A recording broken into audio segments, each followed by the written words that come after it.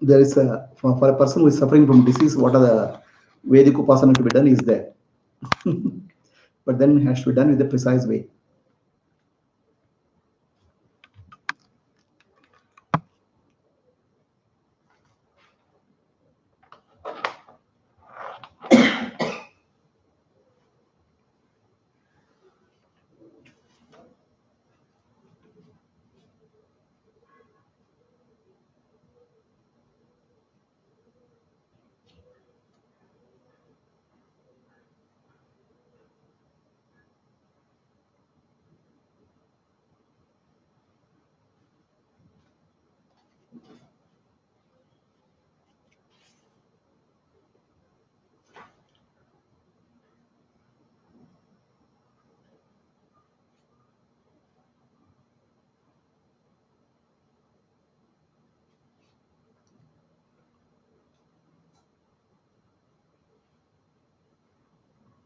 Okay.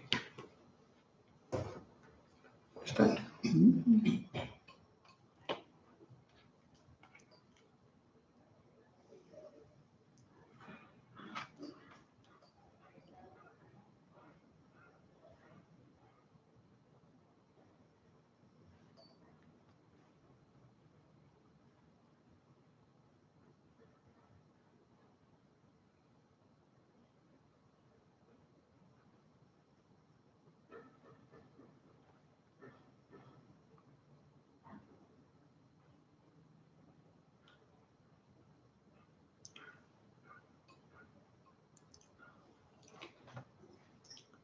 Shruti Smriti Purananam Alayam Karunalayam Namami Bhagavat Padam Shankaram Loka Shankaram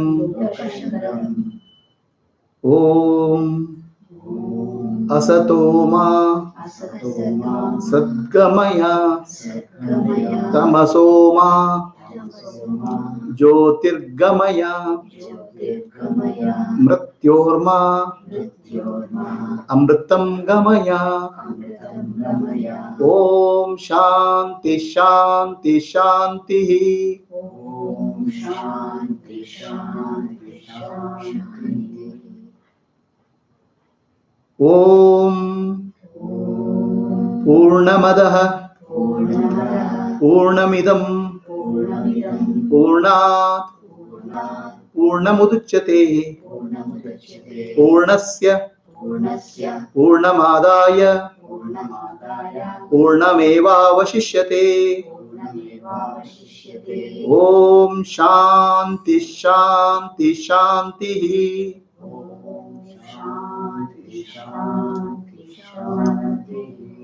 Continuing with the conversation of Sri Yajnavalkya with Maitreyi, his wife.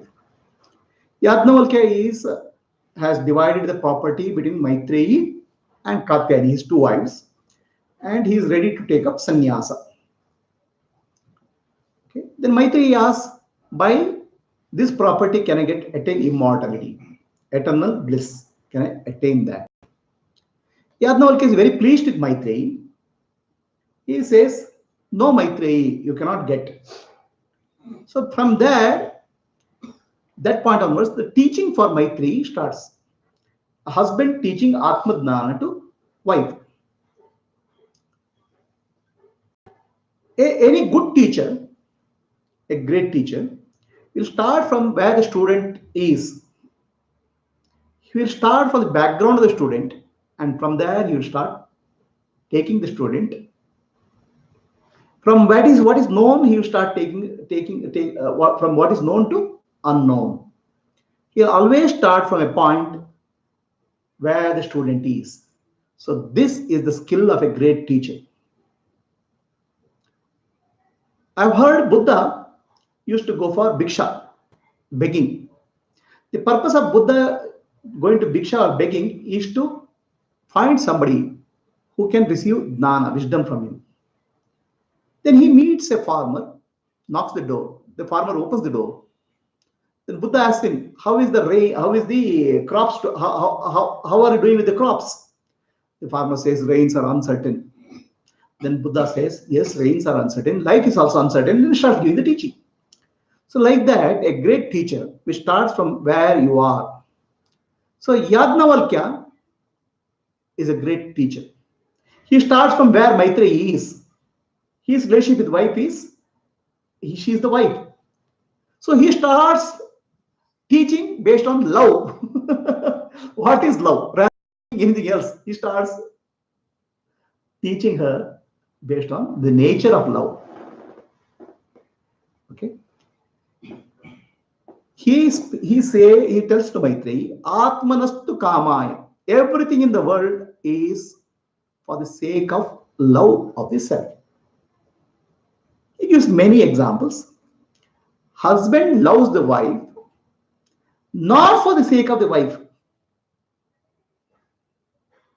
Wife loves the husband not because of the sake of husband. So this is very, very, very startling for us.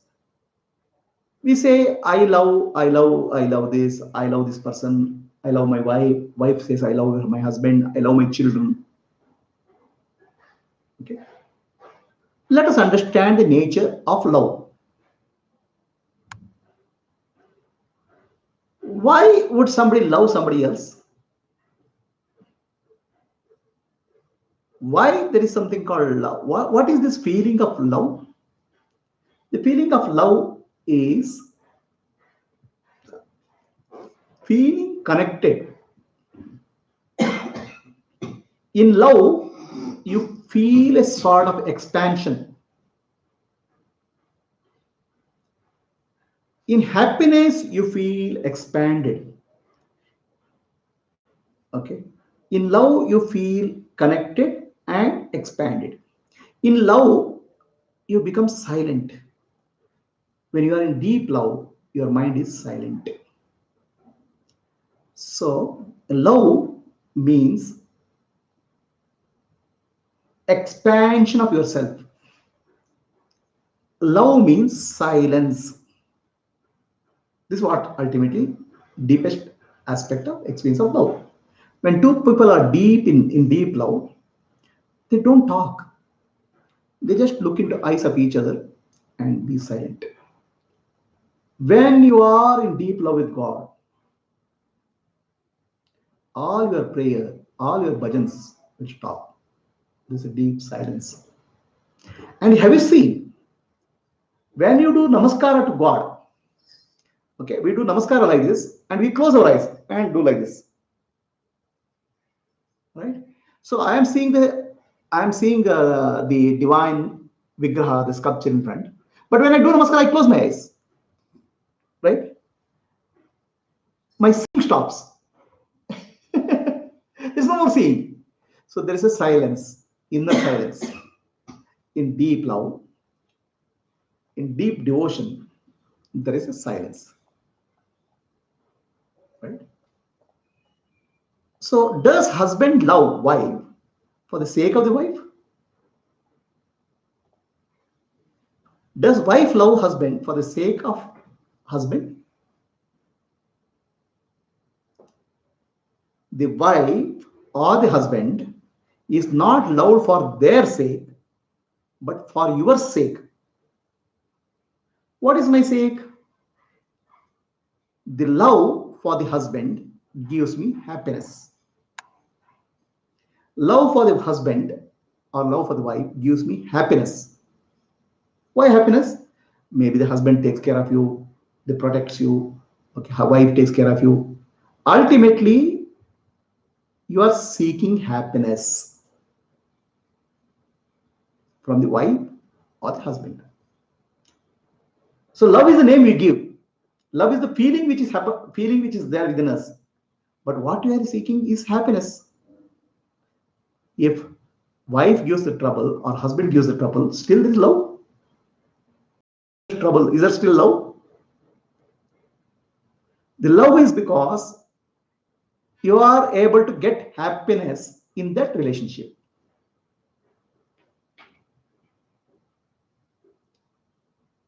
Is it true? So what do you love? You love your wife or husband, or love happiness? your love is for happiness, not for a person. It so happens that because of the person, your happiness is, you are feeling happy, you are experiencing happiness. But reality is, you are not loving the person, you are loving the happiness.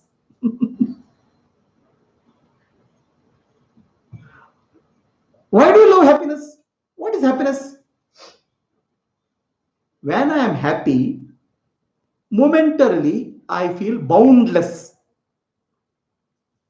My limitations will dissolve.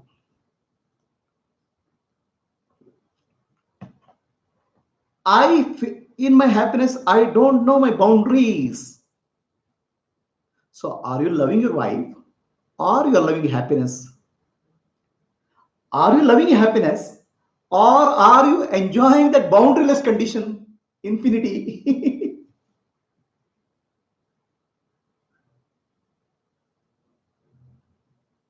So, in reality, it is not husband loves wife or wife loves the husband. Husband and wife both love happiness. Okay?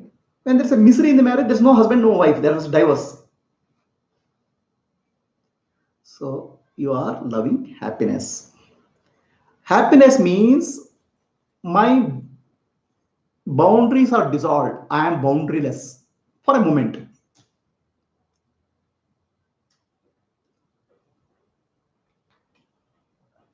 And I like that feeling of boundarylessness. Why I like that? Because it's my nature. Because it's my nature, I like that boundaryless condition. If it's not my nature, I don't like it.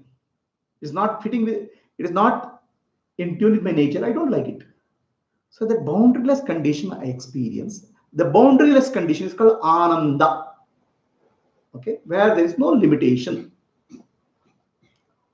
So I love not my wife or not my husband, but happiness. Happiness also is a name given to a boundless condition, which is ananda. I love ananda. Why I love ananda? Because that's my nature. And that nature is called atma. So Yadnavalkya tells Maitreyi, please understand, O Maitreyi, the reality of love of husband or a wife to other is the love for the self, not for the other.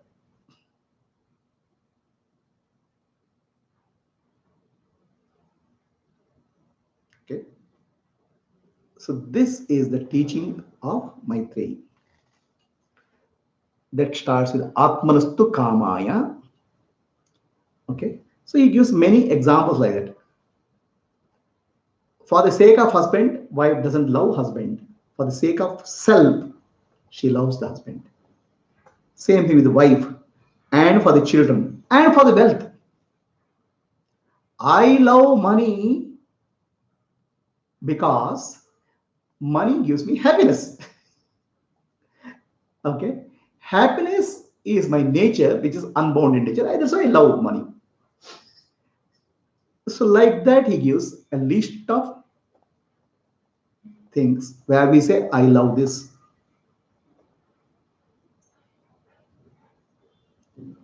He says, tells with reference to Brahmin. Somebody says, I love Brahmin, not because he's Brahmin, but there's a happiness which I get when the person chants mantras, right? And not for the sake of Kshatriya. Kshatriya means king. See, many of us support a political party, not because of a political party. We say that the political party will bring some peace and country and we'll be happy. Ultimately, we are looking for happiness, Kshatriya. So, no, I love a higher world. I want to go to Sarga. What is that? Love in the Sarga. In Sarga or heaven, I'll get happiness. That's the reason. And happiness is my nature. I'm seeking my happiness by nature all the time. Then people say, I love God. Okay. Why? I love God. You don't know. The loving God gives me happiness because God is source of all the infinite powers. When some desire is fulfilled, I feel happy. I love fulfillment of my desires, not God's. I love happiness, and I love happiness because my happiness is my nature. My nature is called Atma. I love my self called Atma.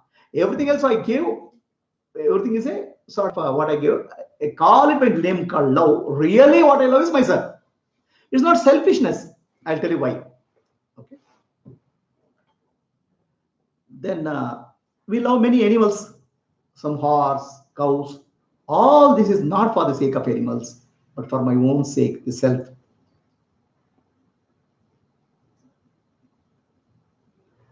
So that's why Yadnavalkya. So that's why Yadnavalkya says, "Oh Maitreyi, love in the world is not for the sake of the other. Love in the world is for the sake of the self. That's why, oh Maitreyi, Atma Reva Drashtavyam Shrotavyam Mantitavyam. We always have to listen about the self. Self knowledge you have to gain from a realized master. Mantitavyam, we have to contemplate on the teachings. Yeah. And Nididhyastavyam, we have to establish in the self. Why? Because love for anything in the world is not for the sake of the object or the person, it is for the sake of happiness. Happiness is your nature. That's why you are loving your own nature and trying to find out somewhere else. Okay. So because you are trying to find somewhere else, you don't know your Atma properly. You don't know yourself properly. Or you have forgotten about self nature. That's why Yadnavalkya says, "Oh Maitreyi, know about yourself called Atman." Okay? By listening to the teaching and contemplate on the teaching and be blissful. Realize your nature as Sat, Chit, Ananda, existence, consciousness, bliss. Otherwise, we are suffering. Okay? So this is the famous shloka of Brihadaranyaka. Atma areva drashtavyam, shrotavyam, mantitavyam, nididhyastavyam. Which husband will tell the wife this? Huh? Most of the time, I love you, you love me. Okay? Yadnavalkya is telling what love means. How dare he see?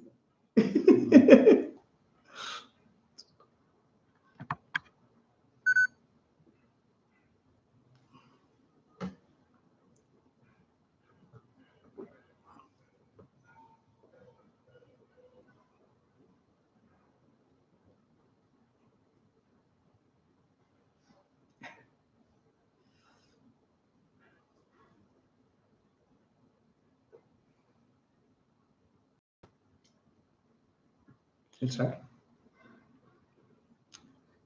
So why love? Why the teaching of love is important? Okay. Most of us are emotionally disturbed in life. Emotional disturbance is the biggest problem for us in life. Right? What is emotion? Emotion is nothing but commotion of the mind, disturbance of the mind. Emotion is nothing but energy in motion. When the mind moves and pressurizes the body to do something, it's called emotion. Emotion is a reaction of the mind. Okay. Anger, jealousy, hatred, kama, krodha, mada, haughtiness, matsara, moha, attachment, lova, greed. All these are emotions. They are called emotional disturbances in the mind. Okay. What is the difference between, what is the relationship of love and emotion? What is the relationship between love and emotion? Is there a relation between love and emotion?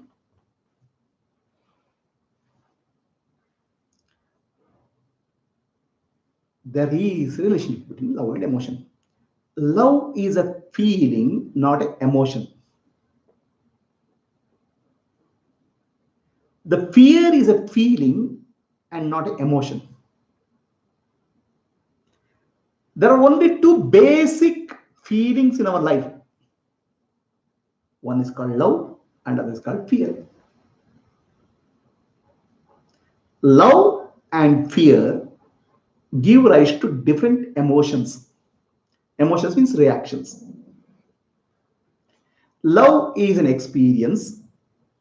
Feeling is an experience. Fear is an experience.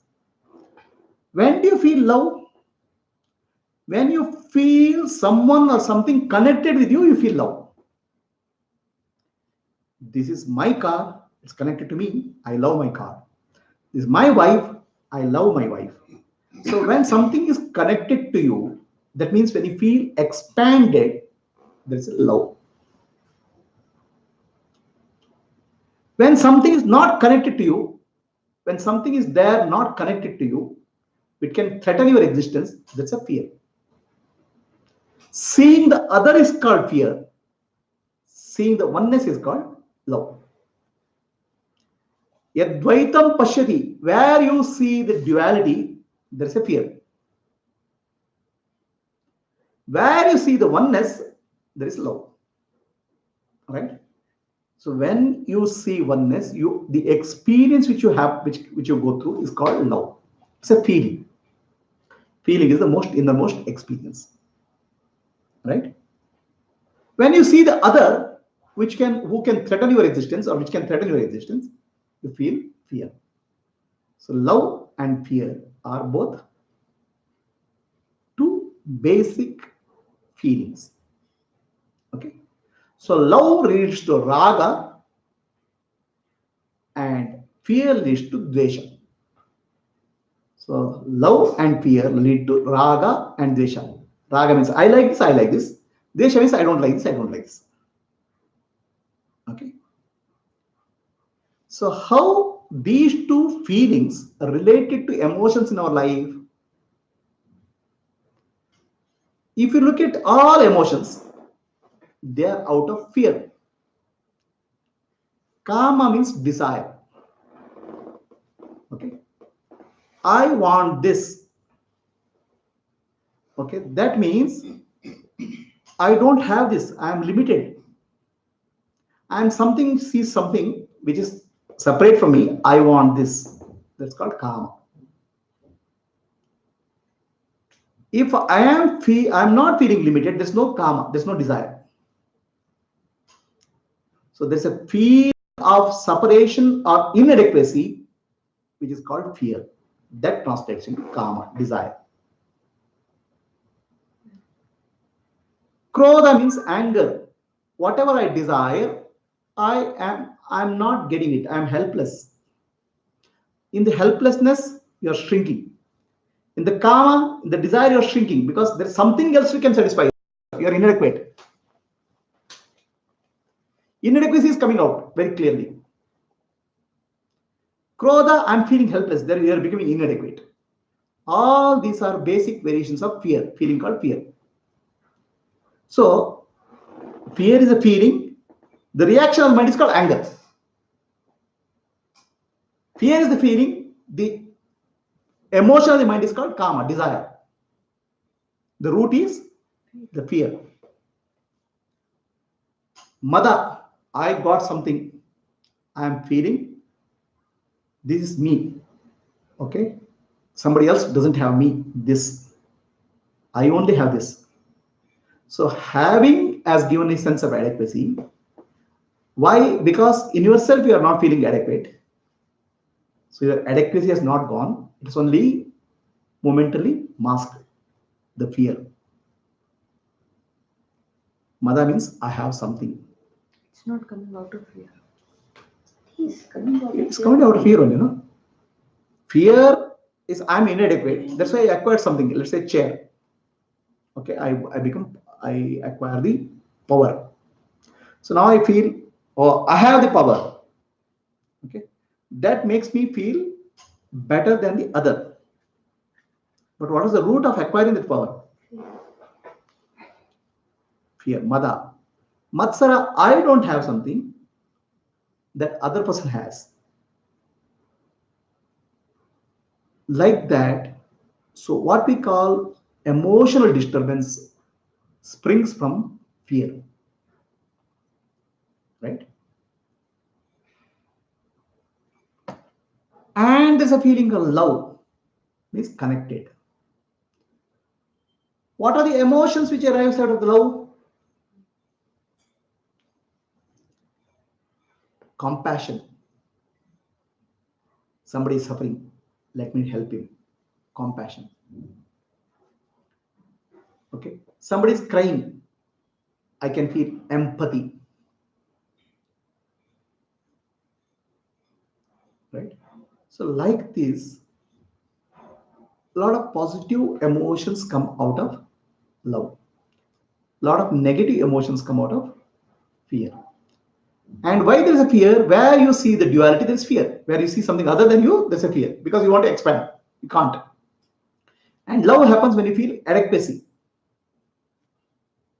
Right? So people try to get rid of emotional problems. I have an emotional problem. I have an emotional problem. I have fear. How do I get rid of fear? No matter what you do, fear cannot be got rid of. Because fear is duality, Dvaita. And the fear translates to many things: panic, anxiety. Okay.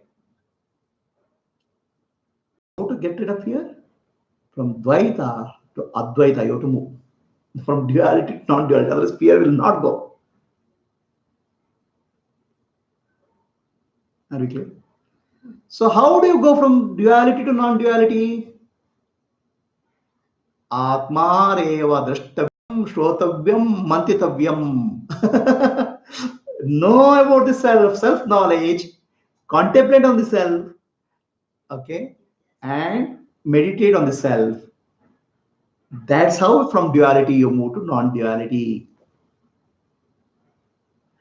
Say psychiatrists are doing a lot of treatment, right? A lot of treatment for emotional disturbance. Whole of the psychiatry is about emotional disturbance. Yadnavalkya is doing going to the root of the problem and telling and make sure that his wife is it doesn't become depressed after he goes. It does the right thing. You don't get depressed. Okay, that time no psychiatrists are there. You understand what? Love yourself, understand your own nature, and be free. Husband going should not affect you. That's what he's saying. Right?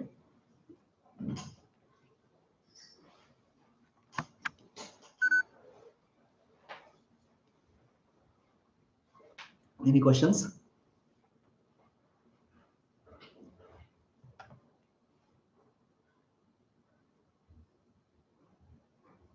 Okay. So let us take up the next problem in this. ಇಷ್ಟೆಲ್ಲ ಯಾರನ್ನೋ ಕೇಳಿಲ್ಲ ನಾನು ಹೇಳ್ತೇನೆ ಬಾಯ್ಗೆ. Okay. So here one more problem comes. The love, what is love? Love is feeling, love is a deep feeling where you feel connected, right? You feel connected, there's no separate, there's no other. That's called feelings called love. That you in love you feel adequate. That's why if you don't, the child is not love, the child feels inadequate. The mother touches the child, mother feeds the child feels adequate, or rather fulfilled. So many children, because of whatever reason, they don't get adequate love in the childhood and they start suffering in life because the soul gets nourished by love. Love is, I want to connect, I want to feel connected. with what I experience. When the self, Atma, is taken as body, when you say consider yourself as body, our body is Atma, that's called the Atma Buddhi. Okay. So you don't know real self. Real self is Atma, which is existence, consciousness, bliss, which is adequate by itself. It doesn't require anything. But the moment you say that I am the body, you have forgotten your original nature, infinity, and now you have become limited. Right? You are taking a standpoint in the limited body. So the moment you take a standpoint in the limited body, then other people also bodies. The world also becomes body, physical. Right? Because you are taking yourself as a body. Self is taken as a body because our experience of world is based on what I consider myself as. So the moment I take my stand as a body, the world is also set up bodies, objects for me.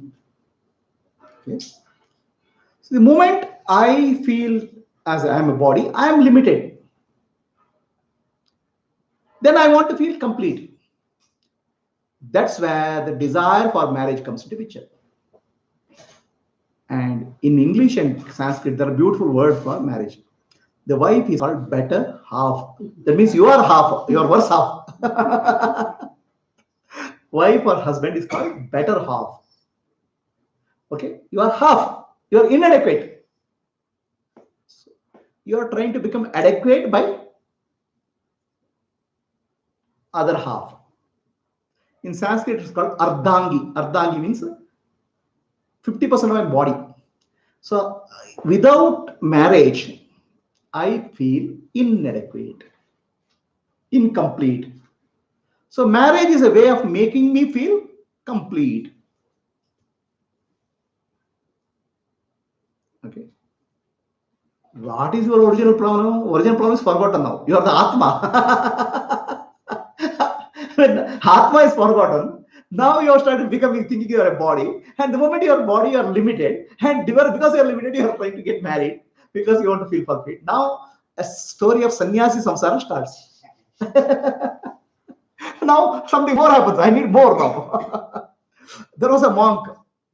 The monk was living on top of a mountain.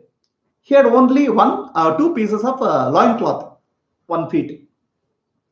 And one rat in the ashram used to eat that loincloth. And this monk, brought a cat to take care of the rat. So now the rat is taken care, but the cat is to be taken care. He brought a cow. So the cow is taking care of the cat, but who will take care of the cow? He married a lady. Now to take care of her, the monk started going for a work now. Every day he has to work. He has to take care of himself. Like that, you are feeling inadequate, so you marry to feel adequate. So now, to take care of her and yourself, okay, still you are feeling inadequate. Now both of you together we are feeling inadequate. Now only one inadequacy is there. Now both are feeling inadequate. No, we don't have enough money. We are feeling inadequate. So you work hard. You earn more money. In the process, one child is born. together, your problem of inadequacy is increasing, not coming down.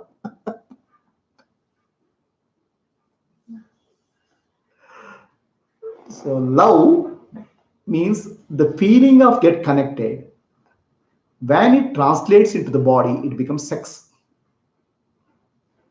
Love functioning at the body level is called sex. Okay, it happens to all animals.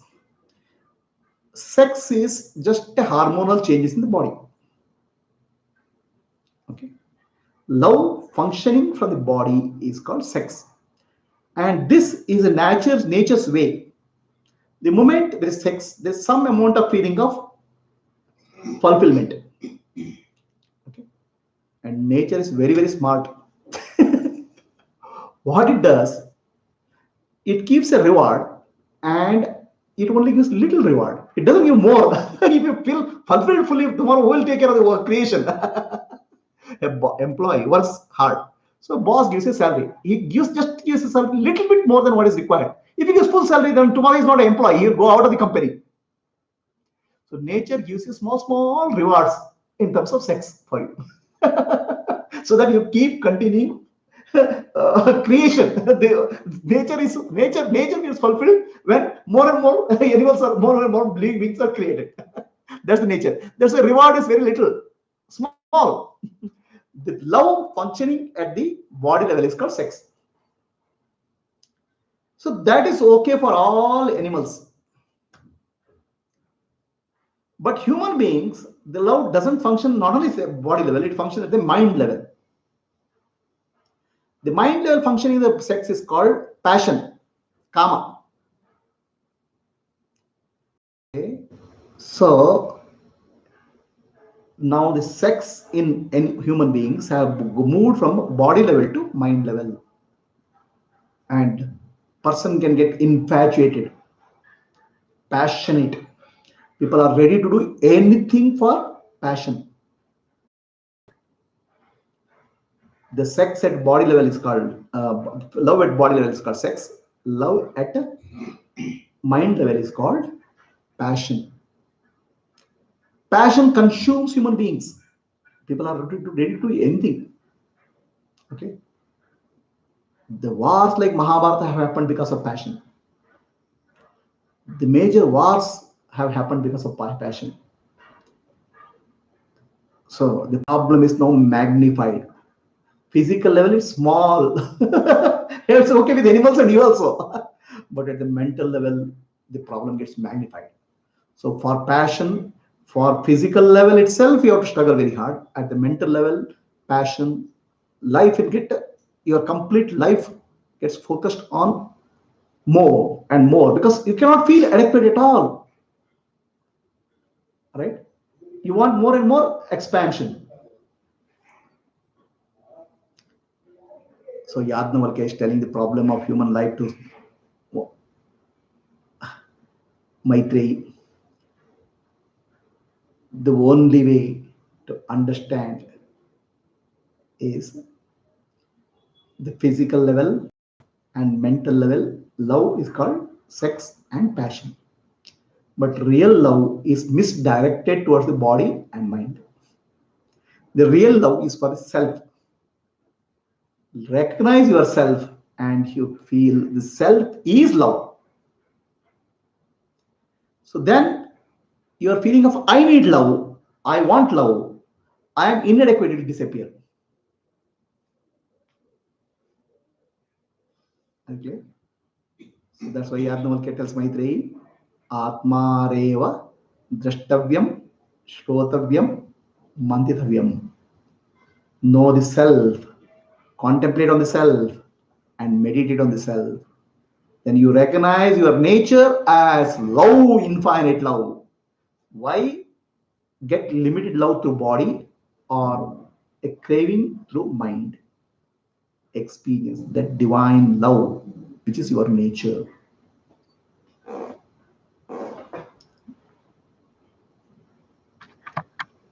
Any questions?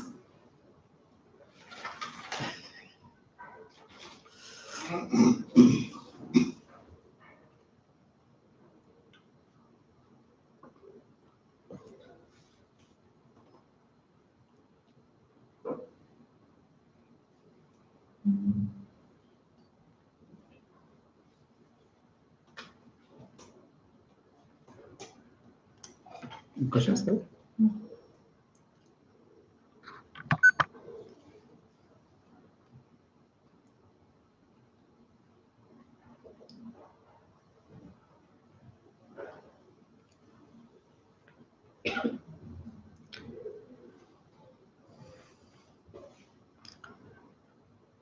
We then next level of teaching comes.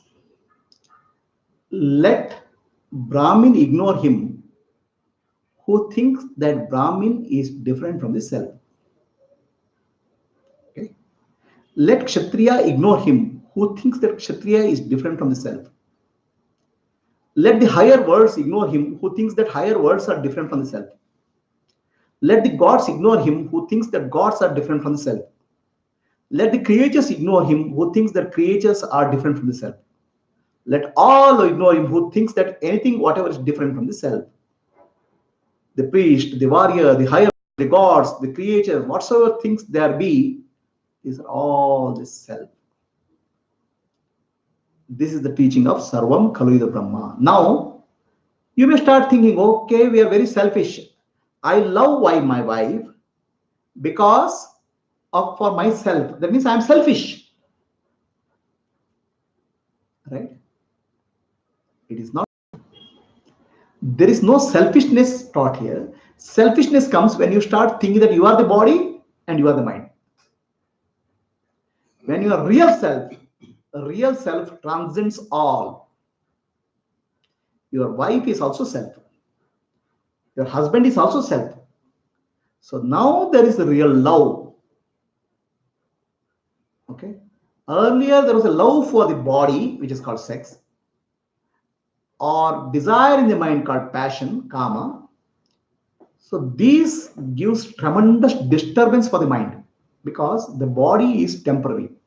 The mind is changing. You are actually, love is directed towards something changing. When you recognize the true nature of yourself, Atma, then you recognize the true nature of self in all. So your wife is no longer a body or a mind. Your wife is the self. Everything in the world is self. Atma reva drashtavyam. It didn't say that only see yourself as a selfish person. See the self in all. So now the love is not sex or passion. It's a pure love. In pure love, as I told you, there is a peace and silence. In physical or mental aspect of love, there is a disturbance, emotions. When the love is for the self, when you love your husband for yourself, you see the self in her or self in him, then there is a pure love. That you cannot do unless you see yourself. Okay. See, the self we have to understand, the word self you have to understand. I see the chair. Okay. The chair is an object and I am the subject. I am the self. The chair is an object. I am the self. Correct? So there is a self and the other is there. So when I see you, okay, you are the object and I am the self. But when you see me, I am the object and you are the self. So our understanding of self is something wrong. I can be subject and object. I can subject for myself and object for you. Right? So which means my understanding of self is not correct. If the self is the body, okay, I am the subject and you are the object. But for my body is object for you. So it's not self. It's an object. Your body and my body both are object. Similarly, your mind and my mind are both are objects, not the subjects. Their real subject, real self, transcends both. When I speak of self, you think, oh, it's limited to me. So the limited to me is not true because I am the object of your experience. And my mind is also object of my own experience. The self is transcends both subject and object. The self is the Atma. Atma is Brahman. It's universal. It's not individual. So when I see the self in me, I see the self in you also. So now there is a true love because you are not different from me. You cannot be different from me at all. Earlier, my love for you is I can become, I feel complete with you. Right now, I and you are both complete in the form of self, Atma. So Yadnavalkya tells Maitreyi, don't get an impression that self means only limited to you. I'm not, there is a selfishness, not the body and mind. Self is universal. The universal self is called Brahman. So the universal self appears as everything in the world.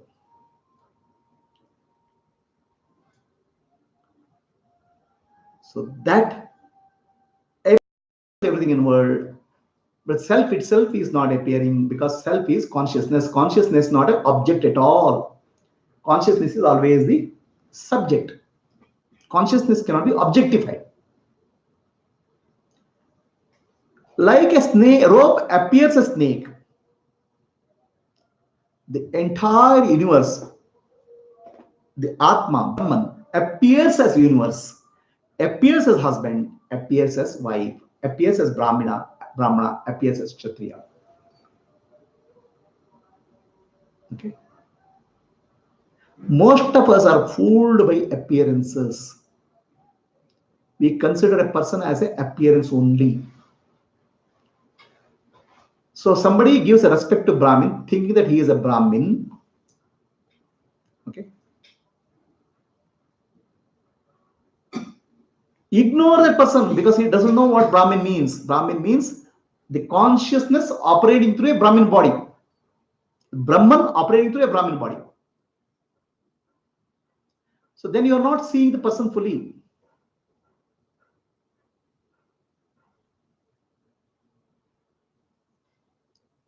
Consciousness operating through any body, right? Not Every body. That's why I am saying. You said Brahman. No, he is giving example. Brahmin, Kshatriya, examples, one by one. So if somebody respects Kshatriya because he is a Kshatriya, please understand Kshatriya is an instrument, body. One who is operating through the body is consciousness, self. Yourself only is operating. So that's why when you do namaskara, okay, so namaskara is the self in me and self in you are one. That is namaskara. So we think that namaskara is done for the body. So then the namaskara has to be tiraskara. That's what he's saying. It has no value for that. Because the namaskara is done without understanding. What is the value for a body? The body will go, tomorrow it's there, tomorrow, day after tomorrow it will become old, and after that it will die. What is the value you are giving to the body? The value is given to what is operating through the body. That's consciousness. So then, if you think that higher worlds exist not because of themselves, because of the consciousness. How is the higher world exists because of consciousness? I am able to see the sun. Sun is the brightest object. Okay, sun is the object. But to see the sun, my eyes are required. The consciousness of eyes is greater than the consciousness of sun. The mind is required to see through the eyes. Consciousness of mind is more than the consciousness of eyes. So then the consciousness itself powers all this. The consciousness is the light, Atma Jyoti, light of the self, which lights the sun. So this, my consciousness, which is lighting of the sun. The sun is an object. The object is appearing because of my eyes. My eyes are limited. Okay, they're like five blind men. My five sense organs are telling me of the world. What is the world out there? I have never known because of my limitation of sense organs. Of course, sense organs are useful for functioning, but they cannot tell me what exactly is out there. And whatever sense organs are there, they're giving inputs based on the limitation, like five blind men trying to figure out an elephant. What I am figuring out there is Atma only, the self only. Self only is figured out as existence aspect of self. Astitva. The sun exists, the moon exists, earth exists, the wife exists. Everything is existence aspect. In the objects is existence aspect, in the living beings it's a consciousness and existence. Both are manifesting. So I am seeing myself in all. If I don't just see the form and name, but don't see the essence, which is existence in consciousness, My seeing is partial. I'm like a blind man. So Yajnavalkya says,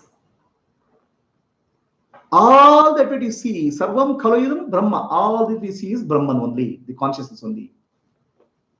Oh, how I can't see Brahma consciousness. You cannot see consciousness because consciousness is the subject. You can experience the existence aspect of consciousness. Existence appears as chair, existence appears as flower, existence appears as sun. Sun exists, moon exists. The existence aspect you take. So that existence aspect is eternal. I am aware of that existence. So existence and consciousness is one. Consciousness cannot be seen, existence cannot be seen.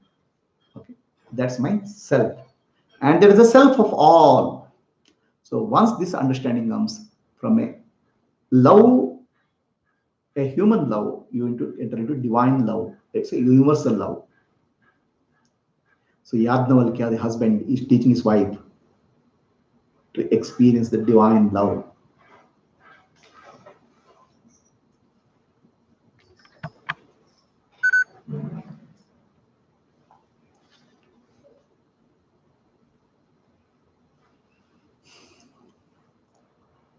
The question is, consciousness is the subject, but is the existence objectified? Existence is not objective. Existence cannot be seen. Somebody asked a question? Okay, I'll answer the question.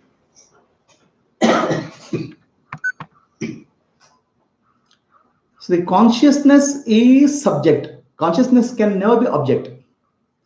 And consciousness, pure consciousness or awareness, is not aware of itself.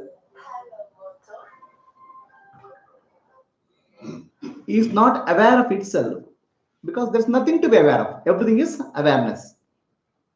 When the nature of awareness is existence also. Existence, consciousness, and bliss is the nature. When awareness becomes aware of its existence, then I am feeling is born. So when you're in deep sleep, you are just pure existence and consciousness, and you're infinite, blissful. So wake up in the morning, the I am feeling comes. Okay, that means you have become aware of your existence. So far, you're not aware. You're not aware of your existence, right? I am means what? I am conscious. First, you are saying is I am. First feeling comes is I am. I means consciousness. Am means existence. You have become aware of your existence and consciousness.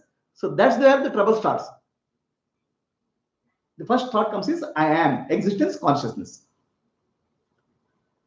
So now you are aware and you are conscious, but you don't know you're infinite. You have just become aware. Then immediately whatever comes, you identify the body. Okay. So the body, the form appears now. The form, you identify the form. So I am the body, you say. So your existence, instead of associating existence consciousness associated with the bliss, which is your infinite nature, you associate the body. I am body, you take up. The moment you take up the position, I am the body, then you feel inadequate. All the activity starts in the world, ignorance. So is there a body which is existing? No. The body is not there. Body is an appearance in consciousness, it's a perception. So I can say body exists, chair exists, table exists. So the form of the table, chair is given through my sense organs, perception. Perception is not reality, but perception gives the form. The mind gives the name. Is there an existence of the chair? I cannot say. The form I cannot say. Is there an existence? I can say. But the existence there is coming because I am aware of the existence. I am giving the existence. Why I am giving the existence? My nature is existence. I am existence and consciousness. There is no object out there. I am only bringing the concept of object and giving existence to that, existence and consciousness. But whenever I see the object, I have to remember my nature, which is existence. When I see the person, I have to remember my nature, which is existence and consciousness. Okay. All these are perceptions. what really is there is existence, consciousness, and bliss, which is myself. Clear? Any questions?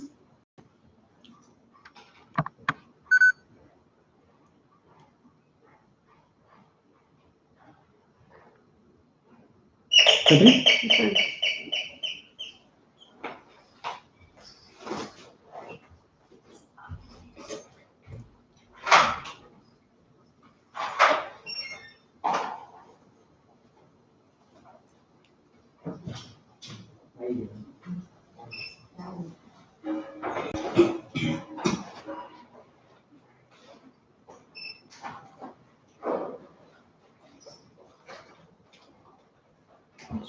Yeah. So, Sarvam Khalu the Brahma.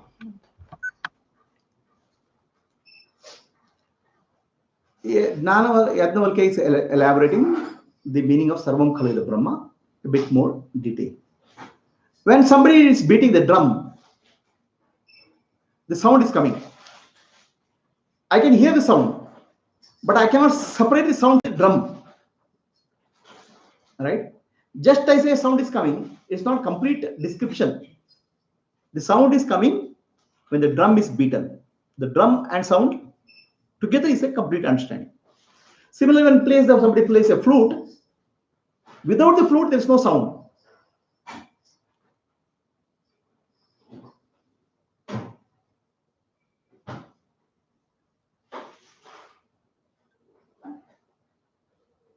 So similarly, everything in the universe is appearing from universal consciousness, Brahman. Everything is appearing and disappearing in universal consciousness, Brahman. What we are doing is we are just giving importance to appearance, not the background, it's universal consciousness. If you see the totality only, you are seeing the complete picture. If you look at the partial picture, then you are missing the picture.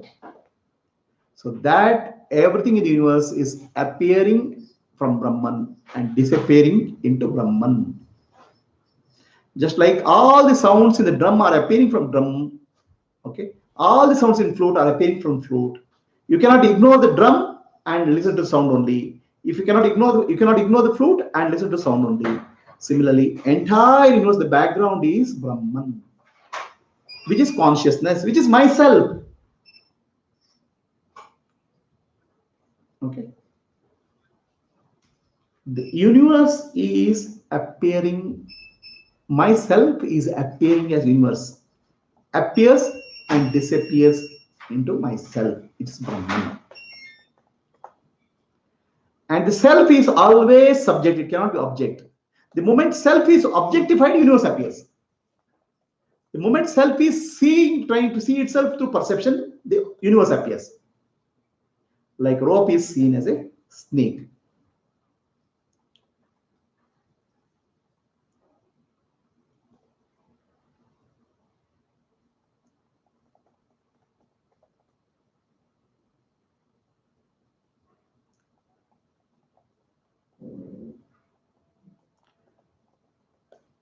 Like the smoke and heat and light comes from a lamp, you cannot separate the lamp from that. Oh Maitreyi, the sacred knowledge of Atma-dhnana which I am giving it to you has come from Rig Veda, Yajurveda, Samaveda, Atharvaveda, the sacred Vedas. They are all not coming from me, the Adnavalkya. They are all manifestation of Brahman only. The Vedas are sacred manifestation of Brahman only. Brahman only manifested Vedas. So you cannot, everything is appearing and disappearing. First appearance from Brahman is the Vedas, and Vedic knowledge is what I am giving to you. Vedic knowledge will uplift you. Vedic knowledge is you are the self, Tattvamasi. Recognize that, Maitreyi, and be free. This is the teaching of Advaita.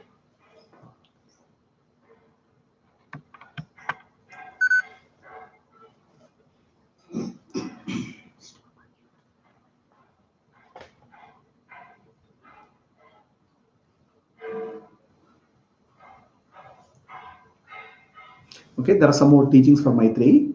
Tomorrow we'll take up.